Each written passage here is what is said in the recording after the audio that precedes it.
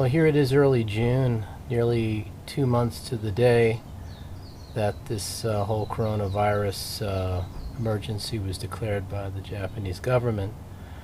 As of June 1st, that was lifted, in theory anyway. We'll see how that goes forward. Just reflecting back over that time, this has been quite a period here for everybody, and it's given me a great deal of opportunity to spend time out in the garden, and in that regard I feel very blessed. It was a great opportunity that I don't normally have because I'm usually much more busy. But it also had an isolating effect that continues. That has been quite difficult.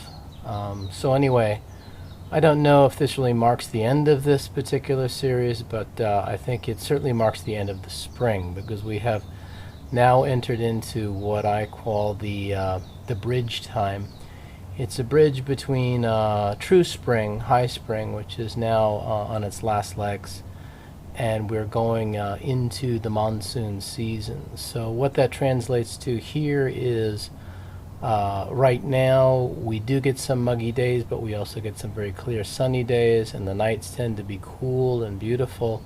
It's a very lovely time of year. I mean, most of the time in Japan, it's not exactly what I would call an extremely comfortable environment. It's either too cold or too hot. It's always a little too damp. This is a very wet climate. In fact, the forests here will qualify as rainforest, just based on precipitation.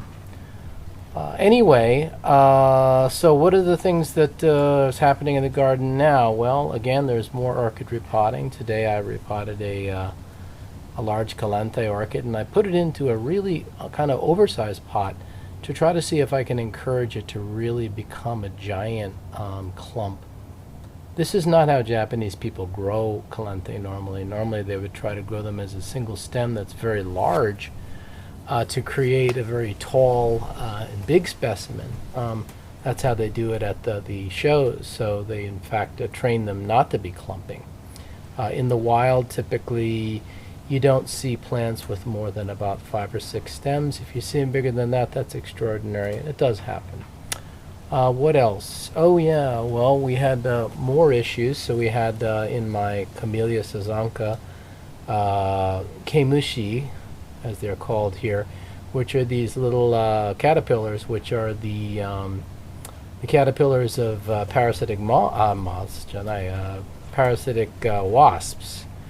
And if you touch them, they're the most irritating. I mean, they're just painful stinging, just from their hairs.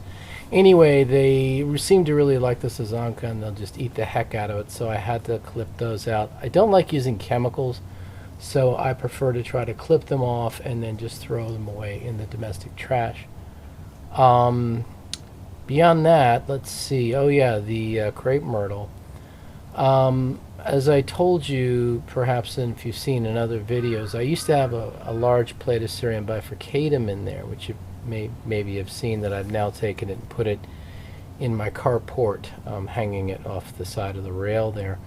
And it's doing great. But anyway, it really did a number on that tree, and it actually killed the section of the tree that it was hanging on.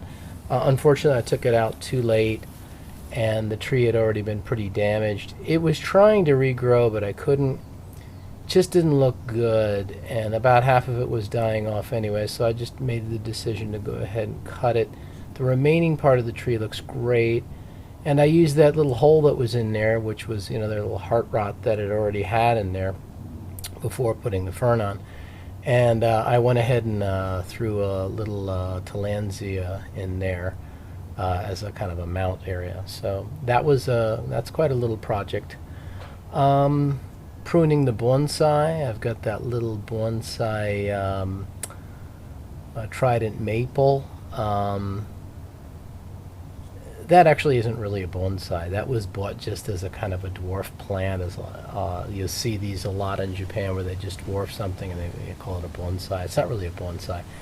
But you know, I've decided to go ahead and take it on as a real project now, and go ahead and I'm going to start wiring it and giving it some form, and actually making it into a real bonsai tree. So that'll be kind of cool. You also saw that, like right behind me here, maybe you can't see him too well, but this is the tree fern that I planted or replanted a couple months ago, or gosh, I don't know when it was, a month ago. And it really took a hit. It lost the most of its fronds. I was expecting that because it had a root shock. But it's growing back now, and it's looking really good. Lots and lots of things in flower here. We're getting into the hydrangea flowering season, and you saw some of the red flowered hydrangea, which is just coming on right now, which is kind of cool.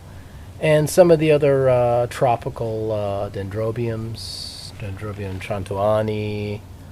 Gosh, what else did I have? Oh yeah, that little hybrid dendrobe. It's I'm forgetting the name of that again now.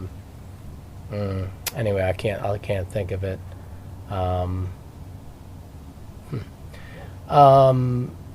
Yeah, so that's what's going on now. In the near future, it's going to get a heck of a lot wetter here because the monsoon is coming and the bugs are going to come.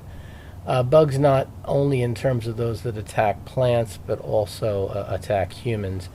In fact, kind of funny, during the video, maybe I'll show this someday, a giant killer hornet, we call Suzumebachi, came flying in and scared the crap out of me when I was cutting the bonsai during that taping of the bonsai pruning.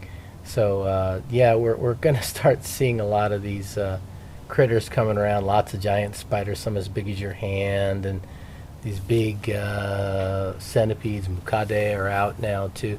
So it's quite a season for bugs, and of course lots and lots of mosquitoes. Anyway, not sure where we're going on from here now. Probably I will try to get out another video during the monsoon season, so that's going to be in this month and going into early July. So I'll definitely have one out for that period of time in the garden. And we'll see where we go. I mean, right now I'm quite busy with university. Actually, it's quite a challenge trying to do. I'm still teaching online, and it's all about video production and then communicating with students one-on-one through messaging and such. And it's been hard, to be honest with you. And tomorrow I am going to be going back into town for the first time in 2 months to work another job, and decided not to take the trains or the buses because of the proximity of people. This is a serious city here, 1.3 million people in Fukuoka City, so it's not a small city. So I made the decision I want to be riding my bike in, and that means returning home at night in the dark on a bike, and that's a considerable distance. It's about probably 10 or 12 mile ride in. So that's 10 or 12 miles back through heavy city traffic at night, and not looking forward to it, but I think I'd rather do that than risk my health to coronavirus. And also I've opened up my house to students again, so I had my first students come in and learn at my house in person, and everyone wore masks, and we washed our hands, and we did all that, and it seems fine. It's just kind of a strange time, and we're just going to continue on as best as we can. Anyway, I hope these videos are still helping you get through this time, and I look forward to seeing you in the next one.